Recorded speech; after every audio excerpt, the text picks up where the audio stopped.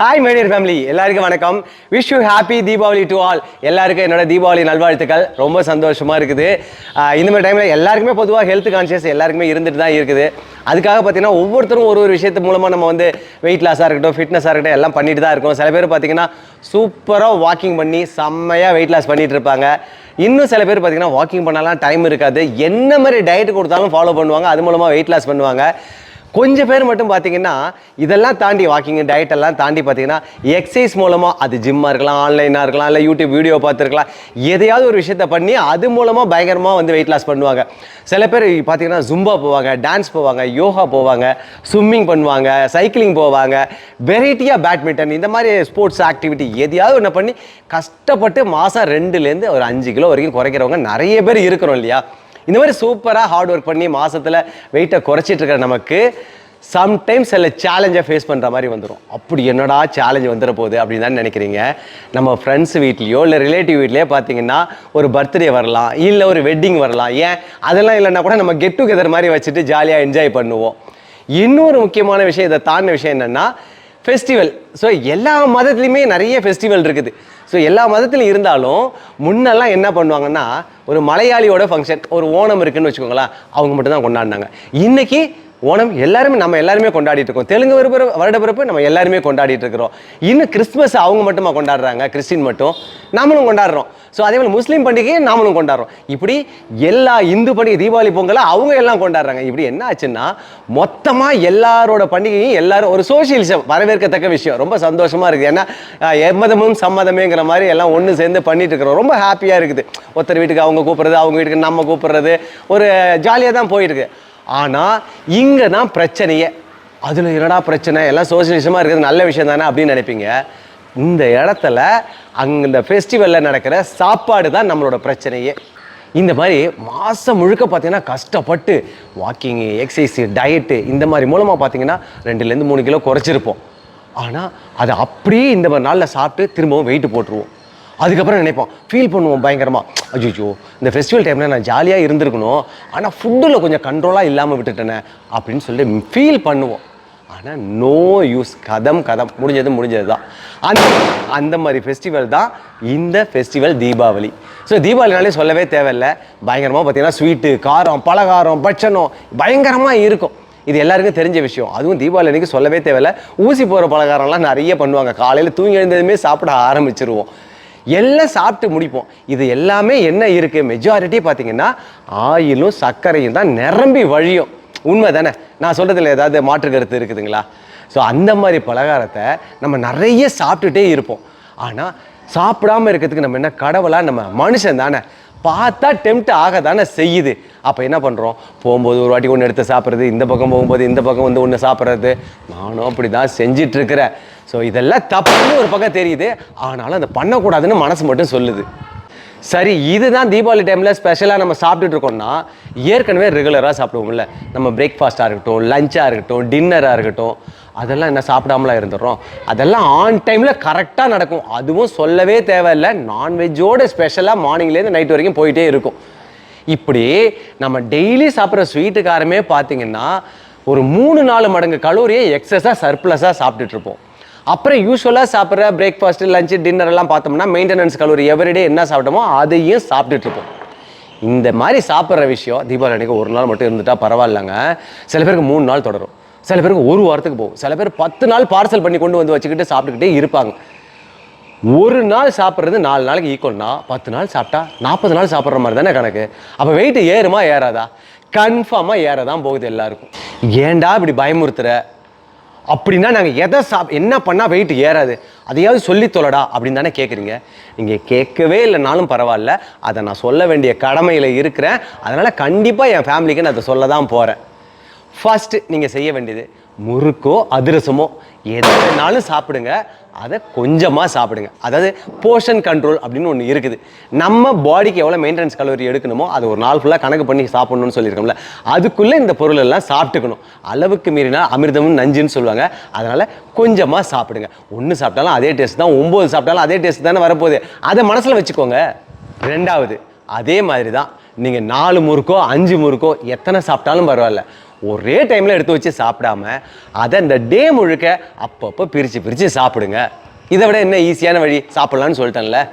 மூணாவது முக்கியமான விஷயம், நீங்கள் ஒரு முறுக்கு சாப்பிட்டாலும் சரி, அதிரசம் சாப்பிட்டாலும் சரி, ஸ்வீட் சாப்பிட்டாலும் சரி, சாப்பிட்டு முடித்த உடனே நல்லா ஃபுல் கிளாஸ் தண்ணி குடிங்க. இது தண்ணியை குடித்தோம்னா ஃபுல்ஃபில் ஆன ஃபீலும் இருக்கும், இன்னும் ஒன்று சாப்பிட்ணுன்னு தோணாது நமக்கு. நாலாவது விஷயம், நம்ம பிரேக்ஃபாஸ்ட்டு, லஞ்சு, டின்னர் இது எல்லாமே சாப்பிட்றதுக்கு முன்னாடி ஸ்நாக்ஸ் சாப்பிட்ருந்தோன்னு வச்சுக்கோங்களேன், ஸ்வீட் சாப்பிட்ருக்கோம், முறுக்கு, வடை ஏதோ ஒன்று சாப்பிட்டுட்டோன்னு வச்சுக்கோங்களேன். அந்த டைம் வந்த உடனே மறுபடியும் நம்ம இட்லி, தோசை, பூரி, சப்பாத்தி, பொங்கல் இதெல்லாம் சாப்பிட்ணுன்னு கட்டாயமாக இருக்கா என்ன?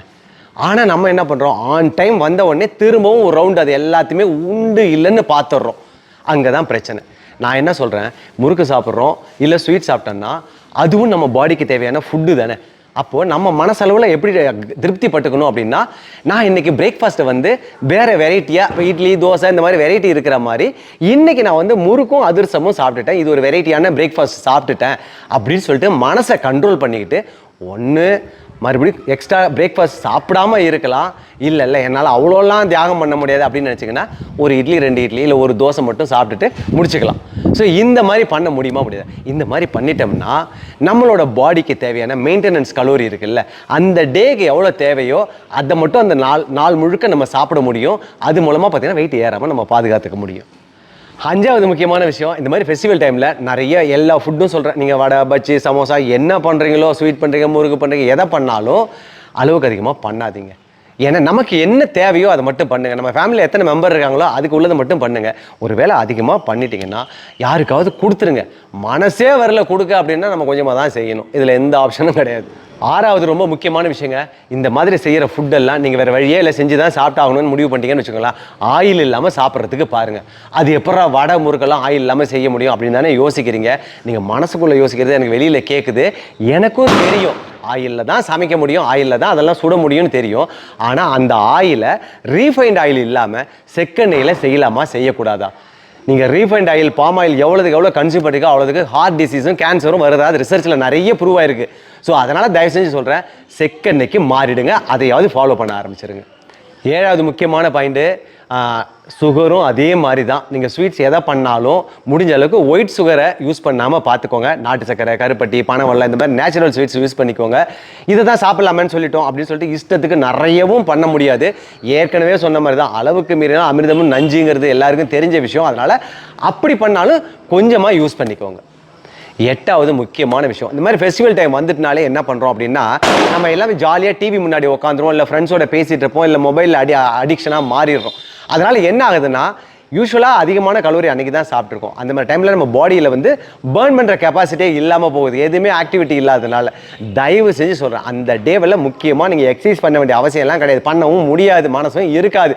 வாக்கிங் பண்ணலாம் இல்லை, ஃபோன் பேசிட்டு வாக் பண்ணுங்கள், நடங்க. உங்கள் வீட்டுக்குள்ளேயே, மாடியிலே, எங்கேயோ ஒரு இடத்துல ஃபோனை பேசிகிட்டே நடந்தீங்கன்னா நம்ம பாடியில் ஸ்டோர் ஆகிற ஃபேட்டு அந்த டேவே முடிஞ்சு போயிடும். அதனால் நம்ம ஈஸியாக மெயின்டைன் பண்ண முடியுங்க. இதையாவது பண்ணிவிடுங்க. லாஸ்ட்டாக சொல்கிறேன், இந்த மாதிரி டைமில் தூங்கி எழுந்ததும் எம்டி ஸ்டமக்கில் ஃபஸ்ட்டு வெயிட்டை டெய்லி செக் பண்ணிவிடுங்க. நீங்கள் வெயிட்டை செக் பண்ணிங்கன்னா உங்களுக்கு ஏறுது அப்படின்னு தெரிஞ்சதுன்னா டக்குன்னு வெயிட் மிஷினை பார்த்த உடனே ஐயோ ஏறுதடா, நான் நிறைய நேற்று சாப்பிட்டனோ ஒன்று நடக்க முடிவு பண்ணிவிடுவீங்க, இல்லைன்னா சாப்பிட்றத குறைக்க முடிவு பண்ணிடுவீங்க. அதனால் தயவுசெய்து சொல்கிறேன், தூங்கி எழுந்ததும் ஃபஸ்ட்டு வெயிட்டை செக் பண்ணுங்கள். எவரிடே நீங்கள் பண்ணால் மட்டும்தான் ஒரு ட்ராக் பண்ண முடியும். இல்லைன்னா என்ன பண்ணுவோம், கேஷுவலாக ஆகிடுவோம். 10 நாள் கழிச்சு பார்த்துக்கலாம் நினச்சோன்னா 10 நாள் கழிச்சு பார்க்கும்போது 3 கிலோ 4 கிலோ ஏறி இருக்கும். அதுக்கப்புறம் தலை கீழே குட்டிக்காரன் அடித்தாலும் உடனே குறையாது. அது குறைக்கிறதுக்கு 1 மாதமோ 2 மாதமோ எடுத்துரும். அதனால் அதை மட்டும் செஞ்சிடாதீங்க. டெய்லி வெயிட் பார்த்துருங்க. இப்போ நான் என்னெல்லாம் சொன்னேன்னா இதெல்லாம் பார்த்தீங்கன்னா என்னோட அண்டர் ட்ரைனிங்கில் இருக்கிறவங்க அத்தனை பேருக்கு இதை தான் நான் சொல்லுவேன். அவங்களும் அதை சீரியஸாக ஃபாலோ பண்ணுவாங்க. அவங்க அத்தனை பேருமே இந்த மாதிரி ஃபெஸ்டிவலாக இருக்கட்டும், இல்லை ஃபங்க்ஷன், ஃபேமிலி ஃபங்க்ஷனாக இருக்கட்டும், எல்லாம் முடிச்சுட்டு வந்ததுக்கப்புறம் என்ன சொல்லுவாங்கன்னா, நான் போன வெயிட்டில் அப்படியே வந்துட்டேன் அப்படிம்பாங்க. யாருமே ஏறினதா சொன்ன சரித்திரமே எனக்கு கிடையாதுங்க. அதனால் தயவு செஞ்சு சொல்கிறேன், இப்போ நீங்களும் இதை ஃபாலோ பண்ணிட்டீங்கன்னா நீங்களும் இதே பதில தான் சொல்வீங்க. ஆனால் அது எதுவுமே மிஸ் பண்ணிட்டாங்க. அப்புறம் முக்கியமாக பார்த்தீங்கன்னா தீபாவளி முடிஞ்ச உடனே இப்போ எக்ஸசைஸ் பண்ணாமல் இருந்திருப்போம், நல்லா பண்ணிட்டு இருந்தோமா, எக்ஸசைஸ் பண்ணாமல் இருந்திருப்போம், வாக்கிங் பண்ணணுமா பண்ணாமல் இருப்போம். இதே மூடு அப்படியே கண்டினியூ பண்ண தோணும். ஏன்னா சாப்பிட்ட ஆயிலெலாம் என்ன பண்ணும், மந்தமாக்கும் நம்ம பாடியை, திரும்ப ஸ்டார்ட் பண்ணவே தோணாது. அதனால் தயவு செஞ்சு ரிலாக்ஸாக இருந்துடாமல் இப்போ எக்ஸசைஸ்லாம் போன உடனே ஆரம்பிச்சிருங்க. தீபாவளி முடிஞ்சு நீங்கள் உள்ளூரில் இருந்தாலும் சரி, வெளியூர் போகிற வேலை இருந்தாலும் சரி, எங்கே போகிறீங்க போகிறீங்களோ டியூஸ்டே இல்லைனா வெட்னஸ்டே உடனடியாக இமீடியட்டாக ஸ்டார்ட் பண்ணி அந்த மூடை கிரியேட் பண்ணிட்டீங்கன்னா அப்படியே டக்குன்னு வந்து பயங்கரமாக பாடி மெட்டபாலிசம் டவுன் ஆகிறதுக்குள்ளே திருப்பி ஓட ஆரம்பிச்சிடும், வெயிட்டும் குறைய ஆரம்பிச்சிடும். அதை ஃபாலோ பண்ணிக்கோங்க. ஒருவேளை புதுசாக வந்து இந்த வீடியோ பார்க்குறீங்க, எனக்கு என்ன ஒர்க் அவுட் பண்ணுறது நான் புதன்கிழமையிலேருந்து அப்படின்னு சொல்லிட்டு குழப்பமாக இருந்துச்சுன்னா, ஏற்கனவே நம்ம சேலஞ்ச் வீடியோ வெயிட் லாஸ்லாம் சூப்பராக பண்ண சேலஞ்ச் வீடியோ பார்த்தீங்கன்னா ப்ளே ஸ்டோர் ஆப்பில் இருக்குது. அதோட ஆஃபர் லிங்க்கை வேணால் நான் வந்து டிஸ்கிரிப்ஷன் இந்த கமெண்ட்டில் கொடுக்குறேன். அதை பார்த்து நீங்கள் ஈஸியாக டவுன்லோட் பண்ணி வச்சுட்டு சூப்பராக பண்ண முடியும். நீங்களும் எல்லாருமே வெயிட் லாஸ் பண்ண முடியும். அதனால் யாரும் கிவ் அப் பண்ணாமல் தீபாவளிக்கு அப்புறம் உடனடியாக வெயிட் லாஸில் ஆரம்பித்து உடனே பாடியை ஃபிட்டாக மாற்றிடுங்க. Once again happy Deepavali. Love you all. Thank you so much.